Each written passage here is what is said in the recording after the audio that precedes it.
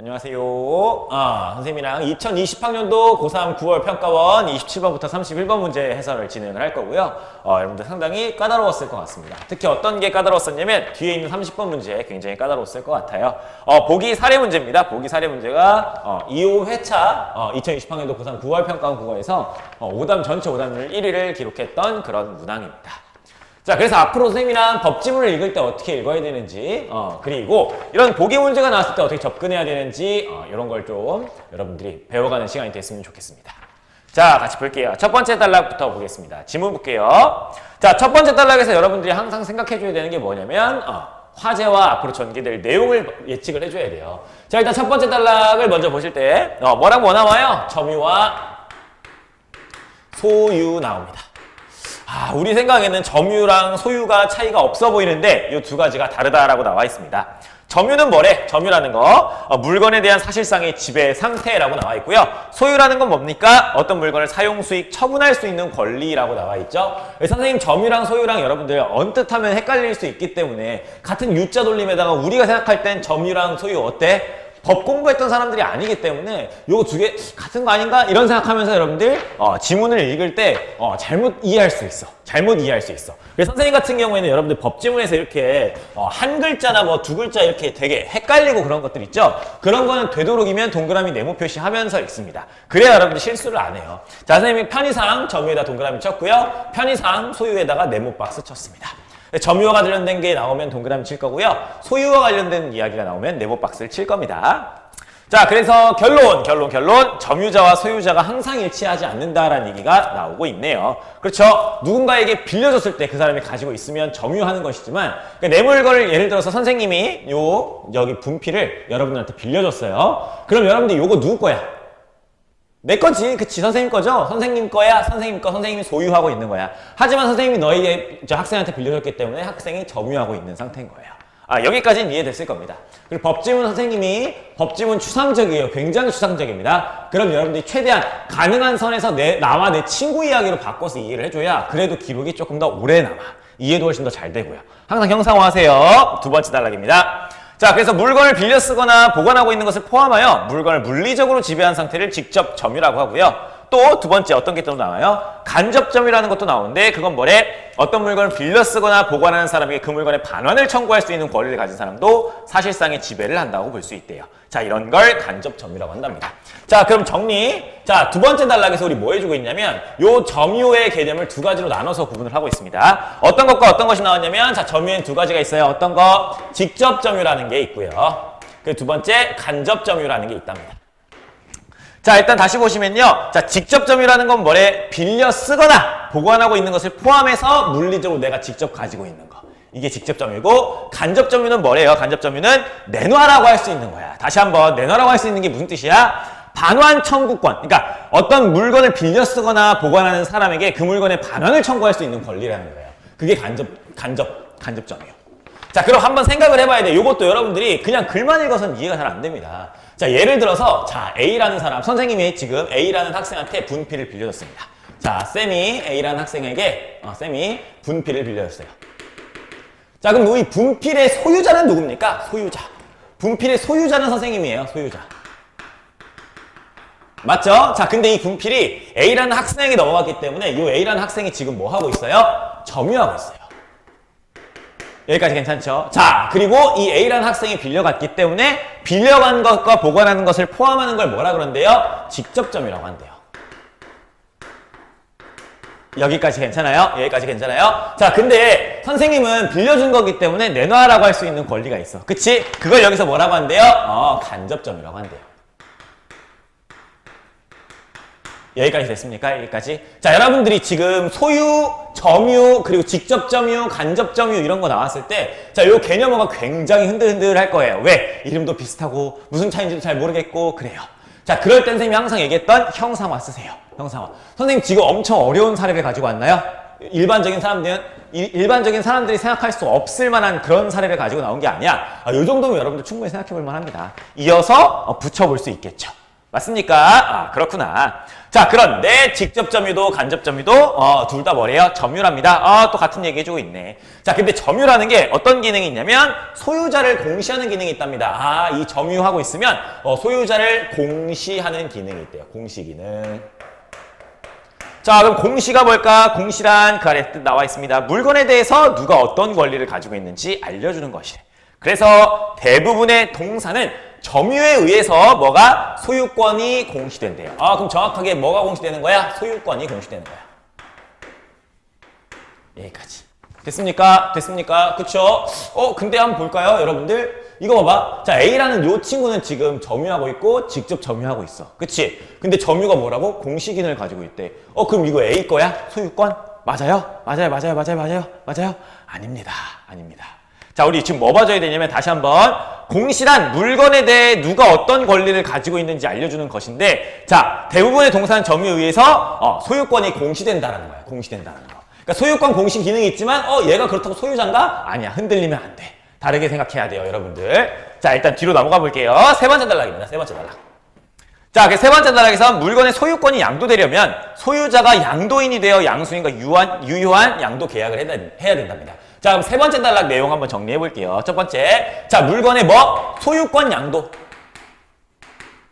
자, 물건의 소유권의 양도가 있으려면 두 가지 조건, 일단 여러 가지 조건들이 필요한데, 첫 번째는, 자, 소유자가 뭐가 되어야 되는데? 소유자가 양도인이 되어야 되는데. 소유자가 양도인이 되어서, 자, 얘가 뭐야? 양수인이랑 뭐 해야 돼?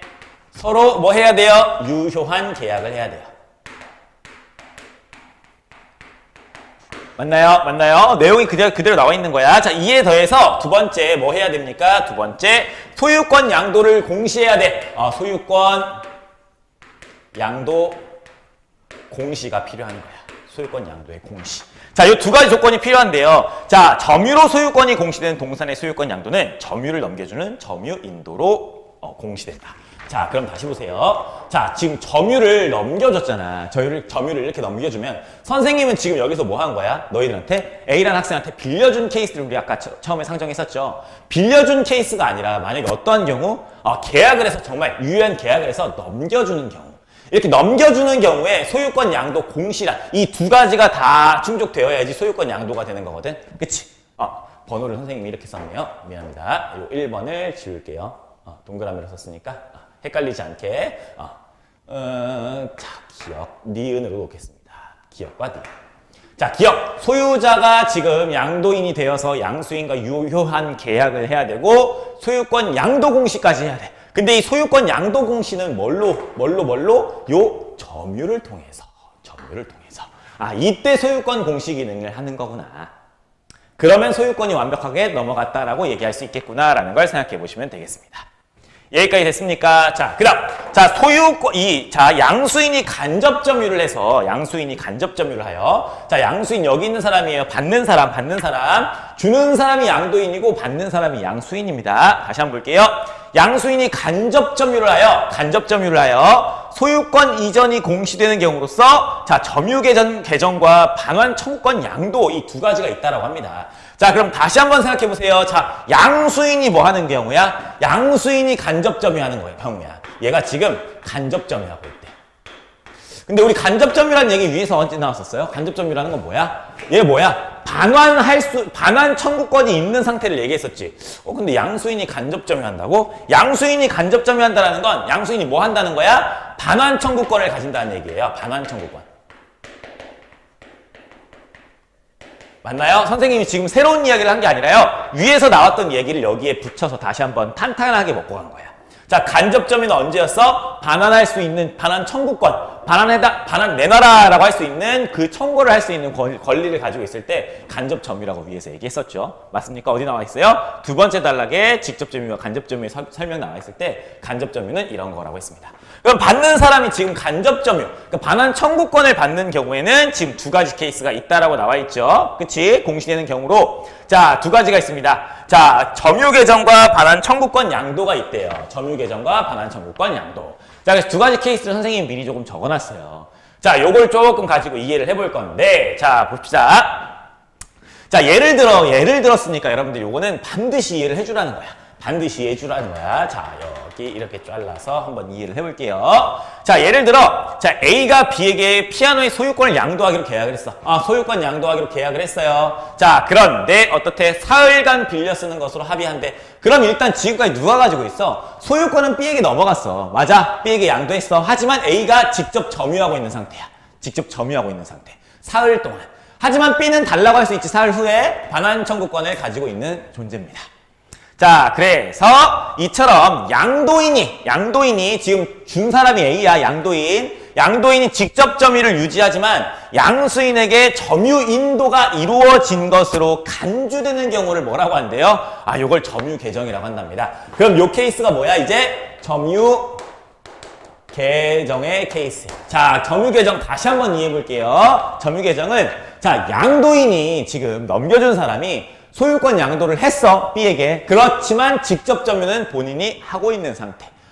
그럴 때 뭐 한다고 한대? 양도인 직접 점유 유지하면서 양수인에게 점유 인도가 이루어진 것으로 간주하는 거. 그러니까 직접 진짜 준 건 아니야. 그치? 아직 안 줬단 말이야. 하지만 점유 인도가 이루어진 것으로 간주한 거야. 그렇죠. 이미 넘겼다라고 본 거니까. 자, 요 케이스가 있고요. 자, 양자관계였습니다. 한편에서 한번 잘라줘야 되겠죠? C가 자신이 소유한 가방을 D에게 맡겨두어 이에 대한 반환 청구권을 가지게 되었는데 이 가방의 소유권을 E에게 양도하는 계약을 체결했대요. 자, 다시 한번. 자, C가 지금 뭘 가지고 있었냐면 가방을 가지고 있어. 근데 이걸 지금 누구한테 준 거야? D에게 빌려준 거야. 그쵸? D에게 빌려줬을 때 D한테 내놔라고 할 수 있는 반환 청구권을 가지고 있는 거야. 자, 그럼 여기 다시 한번 생각해봐야 되는 게 뭐냐면요. 자, C는 지금 간접 점유 상태고요. D가 직접 점유한 상태입니다. 맞습니까? 지금 이 순간까지는 직접 점유를 D가 하고 있어요. 여기까지 이해돼야 돼. 자, 그쵸? 자, 그런데. 자, C가 또 계약을 맺습니다. 자, C가 뭐래요? 자, 이 가방의 소유권을 E에게 양도하는 계약을 체결하겠다고 하자. 이때 C가 D에게 통지해서 가방 주인이 바뀌었으니 가방을 E에게 반환해라 라고 얘기를 한다라고 하면 자, 그러면 D가 보관 중인 가방에 대한 반환 청구권은 자, C로부터 E에게로 넘어간답니다. 다시 한번 이해해보세요. 자, C가 지금 반환 청구권 가지고 있었지. 그치? D가 직접 점유하고 있었고 이걸 내놔라고 할 수 있는 권리를 가지고 있었는데 C가 이 반환 청구권의 권리를 누구한테 넘긴 거야? E에게 넘긴 거야. E에게. 무슨 얘기인지 알겠어? 이걸 뭐라 그러는데 반환 청구권 양도라고 하는데요. 자, 그럼 두 가지 케이스가 나온 거예요. 점유 개정의 케이스와 그리고 반환 청구권 양도의 케이스. 여기까지 됐습니까? 그렇구나. 여기까지 됐어요. 그래서 이것을 반환 청구권 양도라고 한답니다. 여기까지가 3단락의 내용이었어요. 어렵죠?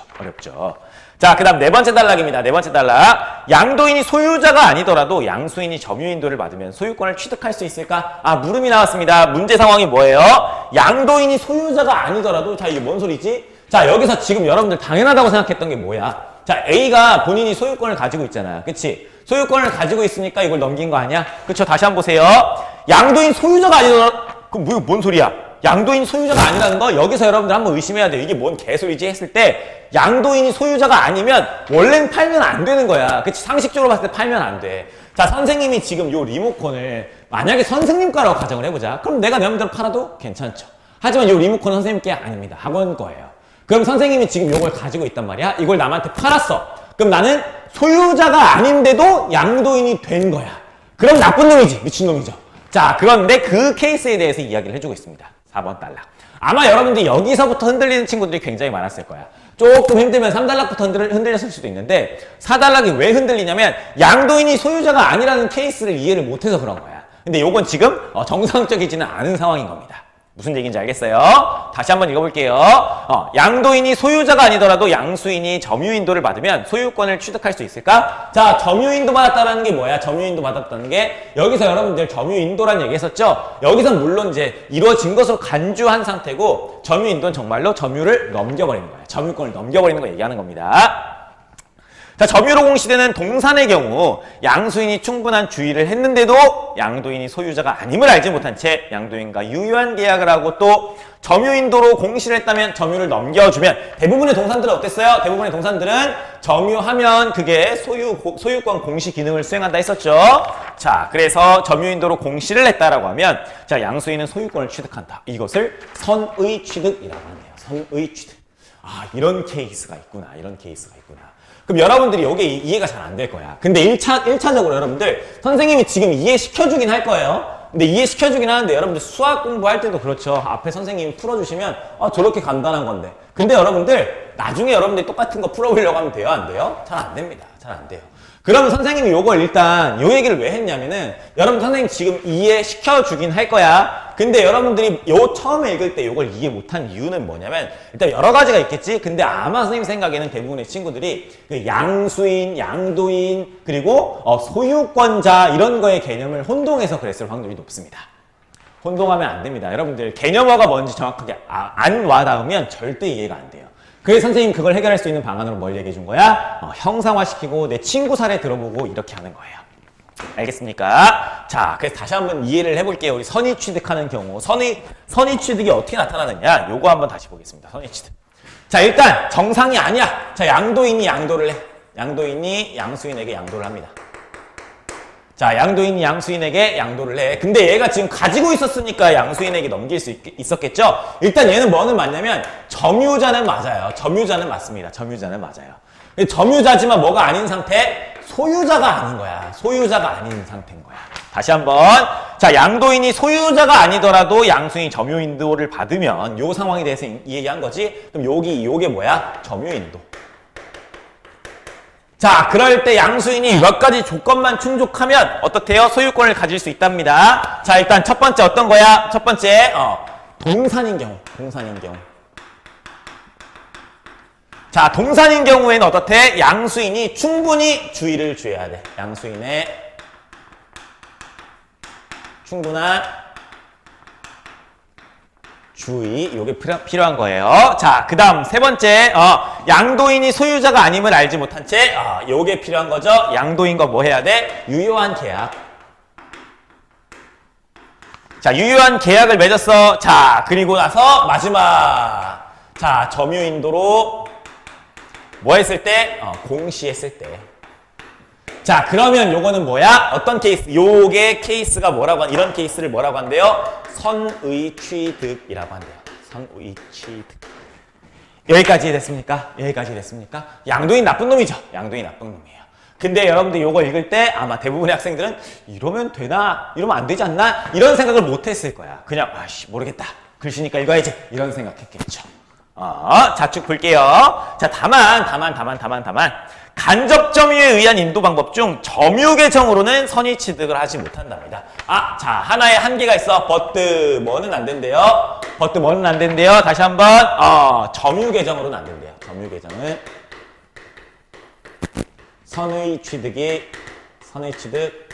대상이 아닌 거야. 다시 한번 점유 계정이 뭐였었는데 점유 계정 요 케이스였죠. 점유 계정 요 케이스였죠. 요 케이스 뭐야? 양자 관계에서 A가 B한테 소유권 양도를 했어. 그래서 B가 지금 뭐야? 반환 청구권을 가지고 있었던 거야. 요 경우에는 어떻대요? 요 경우에 이게 점유 계정이잖아. 그치? 그때는 요거는 뭐가 안 된다? 선의 취득이 안 된다. 여기까지 연결을 할 수 있어야 돼요. 됐습니까? 그래서 선생님이 법지문 얘기할 때 어떤 거 강조하냐면요. 법지문 나올 때 요거 강조합니다. 원칙이 있으면요, 여러분들 항상 예외가 있습니다. 원칙이 있으면 예외가 있어요. 그렇죠? 그리고 요 예외가 시험 문제로 엄청 잘 나와요. 그리고 요걸 가지고 여러분들이 풀었어야 하는 문제가 뭐냐면 요게 30번 문제예요. 30번 문제. 문제 30번. 30문제라고 써놨네. 30번 문제. 요걸 가지고 해결했어야 되는 게 30번 문제. 자, 여러분들 다시 점유권과 소유권에 대한 지문이 또 나오겠습니까? 물론 나올 수는 있습니다. 다른 내용으로 나올 수는 있겠죠. 자, 그런데 요거랑 똑같은 문제, 똑같은 지문 다시 안 나와요. 근데 여러분들 다시 나오는 패턴은 뭔가요? 법률 지문이 나온다는 것. 그리고 또 원칙과 예외라는 요 패턴이 나온다는 것. 그리고 또 답의 근거나 문제가 예외를 많이 끌고 온다는 거. 요거는 계속 반복되는 패턴인 거야. 그러니까 여러분들이 여기서 내용 정리하는 것도 물론 값진 거지. 하지만 요건 다시 안 나온다 했었어. 여러분들 지식을 배워가야 될 게 아니라 방법을 배워가야 되는 거예요. 어떤 방법? 법률 지문 읽을 때 형상화해서 이해하기. 그리고 또 헷갈리는 개념어들 나왔을 때 꼭꼭꼭꼭 정리하면서 넘어가기. 꼭꼭 정리를 안 하고 넘어가면요. 어차피 문제 못 풉니다. 여러분들 안 읽은 거랑 똑같아요. 그 시간에 차라리 잠을 자세요. 그쵸? 그게 낫겠죠. 어차피 다 틀릴 건데 못 알아 읽어. 그치? 어려운 개념, 헷갈리는 개념 나오면 분명하게 체크해주고 가야 됩니다. 이해 안 되면 다시 위로 올라가서 붙여서 다시 내려와야 돼요. 오케이. 자, 그리고 요거까지 해서 여러분들 좀 방법을 배워가는 시간이 되셨으면 좋겠습니다. 자, 쭉 볼게요. 자, 5번째 단락입니다. 반면. 자, 국가가 관리하는 공적 기록인 등기와 등록으로 공시되어야 하는 물건은 아예 선의취득 대상이 아니래. 그래서 선생님은 선의취득에다 세모 쳐놨어. 뭐는 등기와 등록으로 공시되어야 되는 물건들은 선의취득의 대상이 아니라고 나와 있습니다. 그래서 또 법률이 등록 대상을 규정한 자동차, 항공기 등의 동산, 그리고 또 토지, 건물과 같은 부동산 이런 것들은 등기로 공시가 되는 물건이기 때문에 선의취득의 대상이 되지 않는다로 알고 있어야 되겠죠. 자, 그래서 쭈루루 마지막 부분 볼게요. 이것은 거래 안전에만 치중하고 원래 소유자의 권리 보호를 경시한 것이 되어 바람직하지 않다고 볼 수 있다. 뭐가? 선의취득이. 그치? 모든 것에 대해서 선의취득 다 인정해버리면 이런 문제가 발생하는데요. 거래 안전에만 치중하고 원래 소유자의 권리 보호를 경시한 것이 된다라는 거. 그럼 여러분들이 뭘 알아야 되냐면 그럼 이 선의취득이라는 건 뭘 중시한 거야? 선의취득이라는 건 뭘 중시한 거예요? 얘는 거래의 안전에 신경을 쓴 거예요. 뭐는 조금 경시한 거야? 소유자 권리 보호. 요거는 조금 경시한 게 되겠지. 여기까지 됐습니까? 그러니까 글을 잘 읽는 친구들은 여러분들 마지막 문장 보고도 여기까지 떠올렸을 건데, 자, 못해도 괜찮습니다. 못해도 이렇게 하려고 노력을 해야 돼요. 하다 보면 됩니다. 하다 보면 돼요. 하다 보면 꾸준하게 노력하다 보면 됩니다. 자, 문제를 선생님이랑 같이 볼 거예요. 문제를 한번 같이 보겠습니다.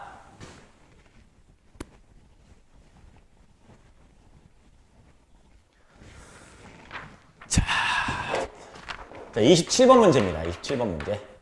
자, 27번 문제 윗글을 이해한 내용으로 적절하지 않은 것은 요거 원래 이렇게 첫 번째 문제 나오는 건 쉬워야 되는데 이 문제도 여러분들 조금 까다로웠을 것 같습니다. 일단 정답은 5번이에요. 자, 왜 5번이냐? 어디가 틀렸냐? 가방의 소유권을 양도하는 유효한 계약을 체결하면 공시 방법이 갖춰지지 않아도 소유권이 이전되는 게 아니라, 자, 여러분들, 자, 소유권이 이전될 때는 선생님이 아까 두 가지 조건이 있었다 했었죠? 첫 번째 어떤 게 있어야 돼? 첫 번째 유효한 계약. 그 다음에 두 번째 뭐가 있었어야 돼? 공시가 있어야지. 근데 대부분의 동산들은 뭘로 공시 이전이 된다 했어요? 뭘로 공시된다 했었어? 점유 이전.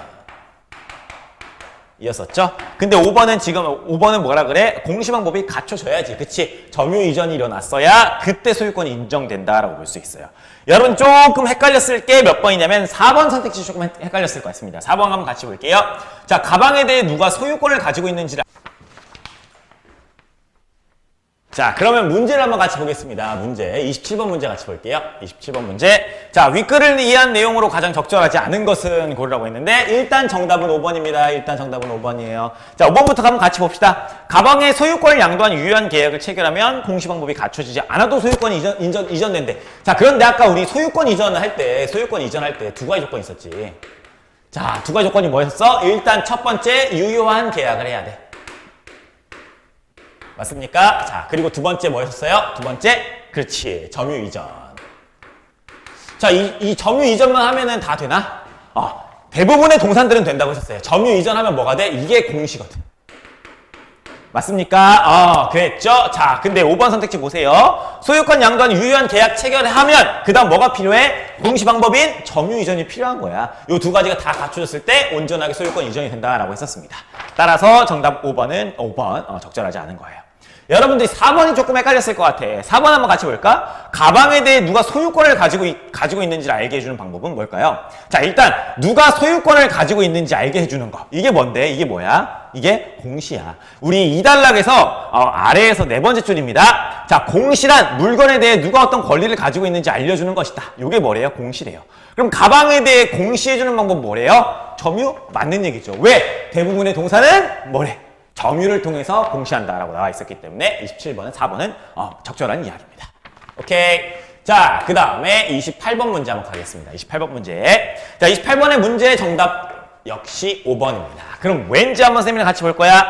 자, 일단 A 세로줄에 대한 이해니까 일단 5번부터 볼게요. 자, 유효한 양도 계약으로 피아노의 소유자가 되려면 자, 피아노에 대해 직접 점유나 간접 점유 중 하나를 갖춰야 된다라고 했는데 자, 볼까요? 자, 소유권 이전 하려면 유효한 양도 계약으로 피아노의 소유권자, 소유권 이전을 하려면 피아노에 대해서 뭐 해야 돼? 공시를 또 같이 해줘야 되는데 여러분들 공시의 방법에는 뭐가 있었어? 요거 대부분의 동사는 뭐 하라고요? 점유를 통해서 공시하는 기능을 수행한다고 했었잖아. 점유에 누가 있었는데? 점유에 두 가지 직접 점유와 간접 점유 있었잖아. 그러니까 5번 직접 점유나 간접 점유 중 하나를 갖춰야지만 어떻게 했어요? 피아노에 대한 소유권을 가질 수 있겠다라고 생각해 볼 수 있겠죠. 맞습니까? 이걸 그대로 여러분들이 여기 적용시켰으면 쉽게 답 찍어냈을 수 있었을 텐데, 자, 그럼 다른 게 안 되는 게 왜 안 되는 것도 한번 왜 안 되는 건지도 선생님이랑 같이 맞춰보겠습니다. 자, 일단 첫 번째, 자, 물리적 지배를 해야 동산의 간접 점유자가 될 수 있대요. 자, 간접 점유의 경우는 어땠어요? 간접 점유의 경우에는 여러분들 반환 청구권만 가지고 있더라도 어때요? 간접 점유자가 될 수가 있었습니다. 따라서 물리적 지배 없이 반환 청구권만 가지고 있어도 간접 점유자가 될 수 있었기 때문에 1번이 적절하지 않은 거고요. 자, 두 번째, 간접 점유는 피아노 소유권에 대한 공시 방법이 아니다? 아니죠. 간접 점유도 점유고 대부분의 동산들은 점유를 통해서 공시한다고 했었기 때문에 공시 방법이라 볼 수 있겠습니다. 자, 3번, 하나의 동산에 직접 점유자가 있으려면 간접 점유자도 있어야 된다라고 나와 있는데, 자, 여러분들이 3번, 4번이 조금 헷갈렸을 거야. 3번, 4번. 그리고 5번이 답인 건 알겠는데 3, 4번이 뭐야? 3번. 자, 일단 선생님이랑 하나씩 볼 거야. 자, 3번부터 한번 선생님 같이 봅시다. 자, 3번은 여러분들 어떤 걸 생각해 줘야 되냐면 간접 점유가 없는 경우가 있을 수 있어. 간접 점유가 없는 경우 있을 수 있나?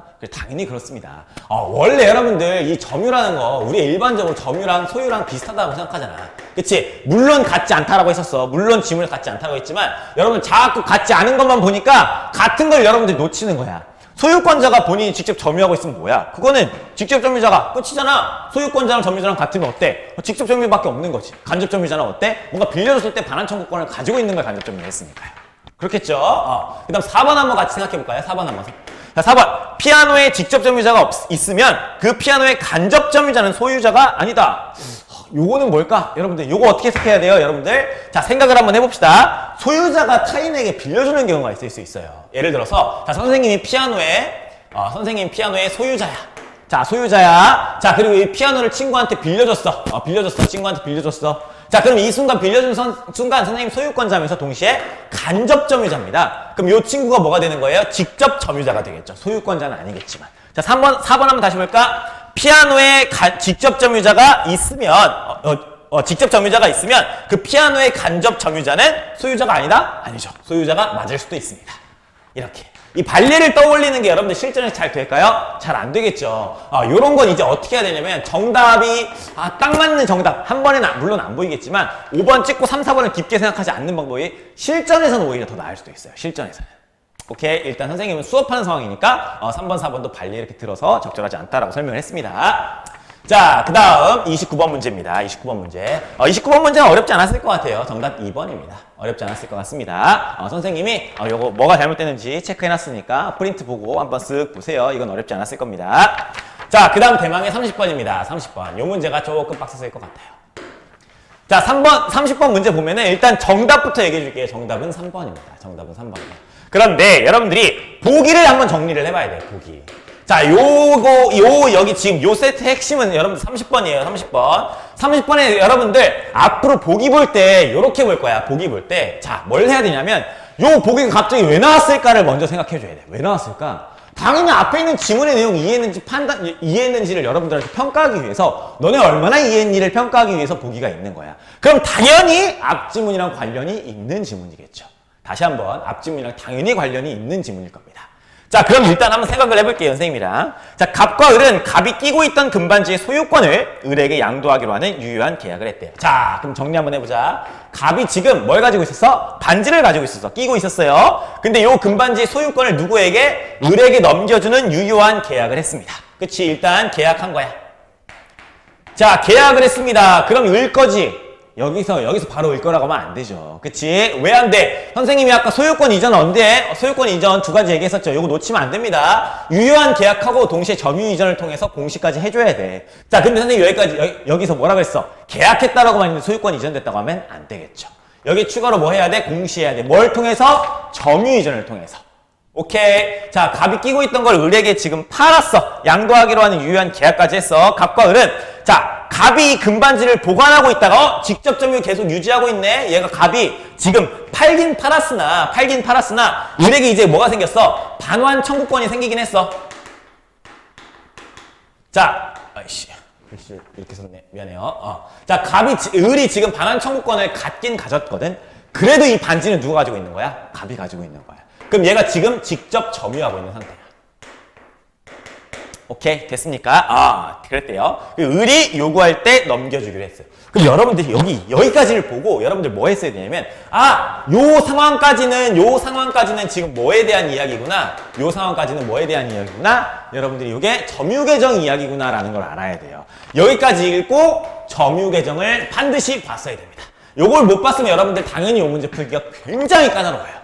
자, 그럼 다시 한번 이런 생각을 여러분들 어떻게 할 수 있어야 되냐면, 일단 이 보기가 나온 이유는 뭐야? 앞에 지문을 여러분들이 얼만큼 잘 이해했는지 확인하기 위해서 나오는 거지. 그럼 앞에 지문이랑 관련성이 있다 없다? 분명히 있다.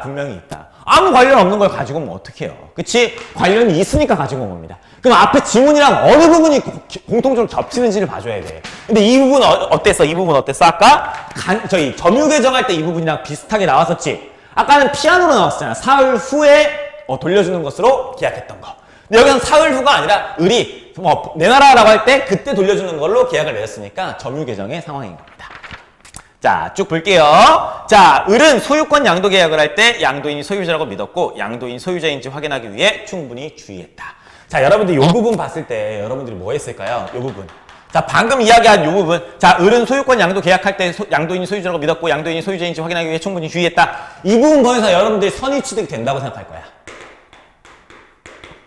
자, 근데 요렇게 쓰면 안 됩니다. 선의 취득이 된다가 틀린 거야. 왜 안 되냐면 여러분들 이렇게 쓰면 안 돼요. 선의 취득의 조건 맞지 않나요? 자, 여러분들 선의 취득의 조건은 요거 하나가 아니었어요. 어때야 됩니까? 자, 앞에 가서 한번 볼까요? 자, 여러분들 어떤 걸 여러분들이 놓치기 쉬웠냐면 사단락에서 요거 놓치기 쉬웠을 거야. 자, 다만 이후입니다. 다만. 선생님이 아까 원칙과 예외가 나오면 예외가 문제에 잘 나온다 했었지. 요 다만인 예외 부분이 또 문제에서 나온 거예요. 자, 여기 잘 보세요. 다만 간접점유에 의한 인도 방법 중, 자, 점유계정으로는 어떨 수 없대요? 선의 취득을 할 수가 없대요. 자, 애초에 점유계정이기 때문에 선의 취득이 불가능한 상태인 거야. 여기까지 됐어? 여러분들 요거를 놓쳐서 다 3번을 못 찍었을 겁니다.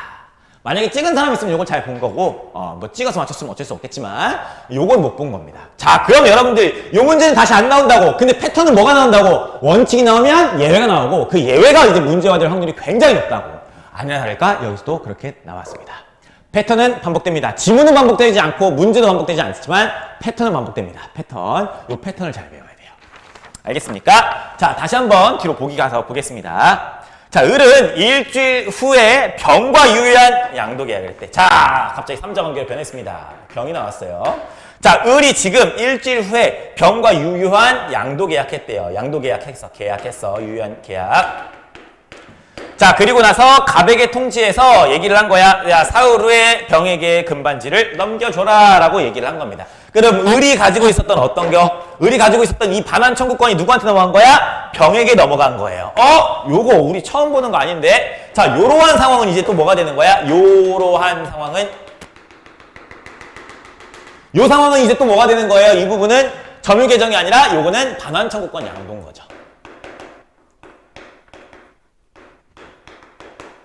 맞습니까? 자, 요게 지금 점유계정이랑 반환 청구권 양도가 언제 나왔었어, 우리? 4단락에서 여러분들 여기서 나왔었습니다. 3단락에서 나왔어요. 3단락에서 여러분들 어떤 거 있었어? 양수인이 간접 점유를 함으로써, 양수인이 간접 점유를 하여 소유권 이전이 공시되는 경우로서 점유계정과 반환 청구권 양도가 있었다 했었죠? 위 케이스에서는 지금 뭐가 나온 거야? 위에서는 점유계정이 나왔었던 거고, 아래 부분, 병까지 들어왔을 땐 이제 반환 청구권 양도의 지금 상황이 나와 있는 거야.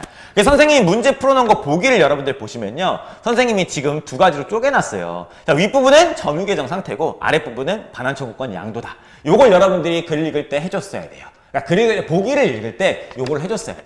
요걸 하고 안 하고에 따라서 문제를 풀 수 있고 없고가 결정되는 거예요. 무슨 얘기인지 알겠습니까? 일단 보기가 나오면 지문이랑 어떤 내용이 겹치는지 요걸 여러분들이 생각을 먼저 해줘야 됩니다. 왜? 지문이랑 관련 없는 보기는 나오지 않으니까. 그리고 요 패턴은 반복됩니다. 알겠죠?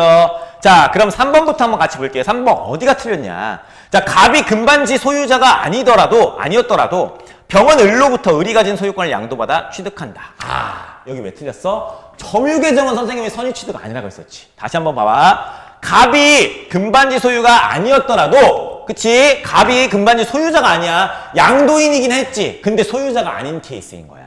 그쵸? 아까 이거 맞췄죠? 선의취득할 때 봤었죠? 자, 갑이 양도인이지만 소유자가 아니었었더라도, 자, 여기 다시 볼게요. 병은 을로부터 을이 가진 소유권을 양도받는데, 자, 을은 애초에 소유권을 받은 적이 없어요. 을은 애초에 소유권을 받은 적이 없습니다. 왜? 점유계정 상태에서는 을한테 소유권이 넘어가요? 안 넘어가요? 안 넘어가요. 왜? 점유계정 상태에서 선의취득이 안 되기 때문에 을이 아무리 뭐 저기 주의를 하고 어쩌고 했어도 얘한테 소유권이 넘어갈 일이 없어. 그러니까 요 3자 관계가 돼서 이 반환 청구권 양도 케이스가 되면 그때는 선의취득이 인정이 되거든. 그때는 선의취득이 인정이 돼. 그러니까 병이 주의를 했음에도 불구하고 안 됐을 때는 병이 이제 을이 진짜 소유자인지 이것저것 따져봤는데 발견을 못했을 때 그때 이 반환 청구권 양도의 케이스에서는 선의취득이 되지만 이 양자 관계인 점유계정 상태에서는 선의취득이 안 된다라고 보기 위해서 했었습니다. 따라서 3번 어때요? 자, 소유권을 양도받아 이 부분이 틀린 겁니다. 애초에 여러분들 을은 소유권을 가진 적이 없어요. 애초에 을은 소유권을 가진 적이 없습니다. 을은 그냥 어때? 갑한테 사기당한 거야. 갑 것도 아닌데. 그러니까 3번 선택지의 조건을 본다면 갑이 금반지 소유자가 아니었는데 그냥 양도해버린 거지. 근데 을이 그걸 사버린 거잖아요. 그치? 을만 병신된 겁니다. 알겠습니까? 무슨 얘기인지 알겠어요? 다시 한번. 점유계정은 뭐야? 선의취득이 안 되기 때문에 을은 애초에 소유권을 가진 적이 없었다. 따라서 여기 3번 선택지에서 을이 가진 소유권 이런 얘기는 맞지 않는 거예요. 을은 애초에 소유권이 없었습니다. 무슨 얘기인지 알겠습니까? 알겠습니까? 원칙과 예외 기억하세요. 그리고 또 보기에서 여러분들 이 부분이 왜 나왔을까? 앞에 지문이랑 어떤 부분이 공통점일까? 요걸 항상 생각을 해줘야 된다는 거 잊지 말아주셨으면 좋겠습니다. 자, 그럼 여러분들이 아마 헷갈린 선택지가 4번 선택지가 아니었을까 싶어요. 4번 선택지. 자, 4번 선택지를 한번 같이 볼까요? 갑이 금반지 소유자가 아니었더라도 을은 반환 청구권 양도로 병에게 점유인도를 한 것으로 간주된다. 자, 을이 지금 반환 청구권 양도한 건 맞아? 그렇지. 을이 반환 청구권 양도한 거 맞고 지금 병 유효한 계약했잖아. 그치? 그리고 이 반환 청구권을 양도한 것도 뭐야? 점유인도 한 것으로 간주한다라고 했었습니까? 안 했었습니까? 간주한다라고 했었습니다. 그쵸? 그런 경우에 그러면 여러분들 여기서 병은요 어때요? 병은 요 갑이 차고 있던 이 반지 있지? 요거의 소유자가 될 수 있는 거야. 그러니까 병은 여러분들 선의취득할 수 있는 여지가 있는 거지. 왜? 반환 청구권 양도의 케이스였으니까. 알겠습니까? 근데 왜 을은 소유권을 가질 수가 없는 거야? 점유계정이 선의취득의 대상이 아니기 때문에. 애초에 소유권은 을에게 넘어간 적이 한 번도 없는 겁니다. 무슨 얘기인지 알겠나요? 물론 갑이 소유권자가 아니었다고 했었을 때, 그러니까 3번, 4번, 5번 선택지의 경우에서는 공통적으로 갑이 금반지 소유자가 아니라는 공통 단서를 달았잖아. 그랬다고 한다면 을은 한 번도 소유권을 가진 적이 없는 거예요. 무슨 얘기인지 알겠습니까? 그래서 여기까지 해서 여러분들 오늘 선생님이랑 같이 고생 많이 하셨습니다.